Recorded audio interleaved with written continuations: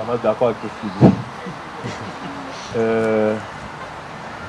Mais souvent, moi encore, je reviens encore, mon cheval de bataille, c'est vraiment les deux choses. C'est vraiment la personne qui est devant toi. Je dis souvent jeune, mais je parle vraiment de n'importe qui. Moi, j'essaie le plus possible de considérer la personne qui est en face de moi quand je lui parle. Ça, c'est une chose. Et donner des options. C'est quand on donne des options aux gens, les gens sont assez intelligents pour prendre ce qui est bon pour eux. Ça, c'est une chose. Puis, concernant la prison, j'accompagne régulièrement des jeunes qui sortent de prison. Et c'est difficile de se réinsérer, même s'ils ont toute la volonté du monde. Pour certains, vous ne savez pas, mais quand on sort de prison, les assurances auto sont plus chères qu'on vous assure. Assurance vie, c'est plus cher qu'on vous assure. Maintenant, pour les appartements, on vous demande le record criminel. Donc, avoir un appartement, ça peut devenir très difficile. Les emplois, beaucoup d'emplois demandent le background encore. Donc, il y a beaucoup d'emplois qui se sont bloqués. Donc, il y a toutes ces barrières-là qui arrivent. Et là, on parle peut-être souvent comme moi, les jeunes que je rencontre, souvent des jeunes qui ont quitté l'école tôt. Donc, ils n'ont pas une très haute scolarité ou bien une secondaire 5 limite. Donc, les emplois qui leur sont offerts sont très limités.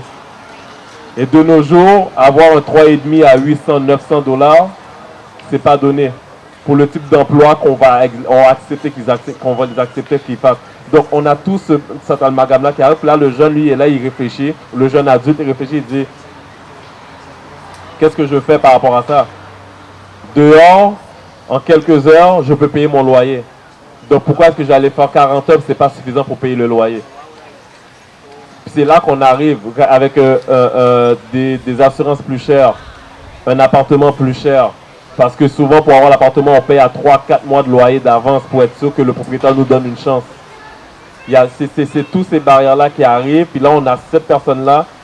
Quand elle va retomber, on va dire, on savait que c'était un criminel. Non, on a contribué à ce que ce jeune-là ne se réinsère jamais.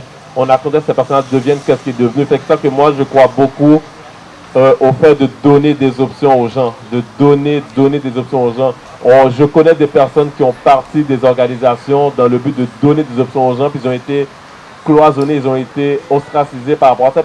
C'est là qu'on a un problème, parce que quand on veut réellement amener un changement, on est bâillonné souvent. On est mis de côté souvent, puis c'est là qu'on a besoin que la communauté se réunisse encore. C'est vraiment, je répète beaucoup ça, parce que moi j'y crois beaucoup. Je crois beaucoup que si on veut que les choses changent, c'est entre nous que ça va changer. C'est avec nous que ça va changer. C'est en se prêtant main forte, ça va changer. Je crois très peu au gouvernement. Le gouvernement, il faut lui forcer le bras pour qu'il avance. Le gouvernement ne nous respecte pas. Donc c'est à nous à travailler pour. Le respect, ça ne se demande pas, ça s'impose. Donc pour l'imposer, on doit se mettre ensemble, on doit faire ce qu'on a besoin de faire pour protéger la prochaine génération, pour se protéger, nous, pour avancer dans la vie. C'est ça qu'il faut faire. Moi, je crois vraiment, on donne un maximum d'options, on équipe la jeunesse, on équipe nos jeunes et on prend le temps de penser aux voisins. Puis on travaille avec le voisin. So I think we're going to conclude here. I'd like to commend all of you for coming here today. Whether or not you're familiar with the type of subject we're talking about, it goes to show that you're coming here to learn and listen to Spence and Bobby. I'd like to give a round of applause to Spence and Bobby for the amazing work they do and for raising their voice.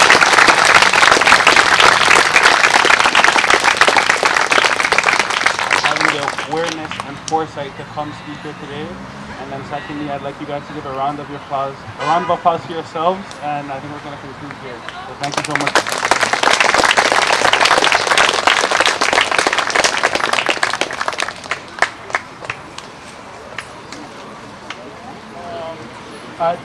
One thing that I do want to say, I don't want to put him on the spot, but Bobby that you see here sitting with us now, not only has he been working in the community for well over 20 years along with his wife, but the young man that lost his life in Montreal North is his son.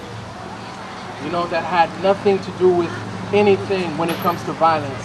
So for him to speak to you all, he's speaking really from a place of experience after giving so much to the community. Unfortunately, that's something that happened. So I just wanted to let you guys know that he's speaking from his heart. You get what I mean? Like, he's speaking from his heart, his time here. And if we can just show him love, you know, for being here, for having the strength to be here.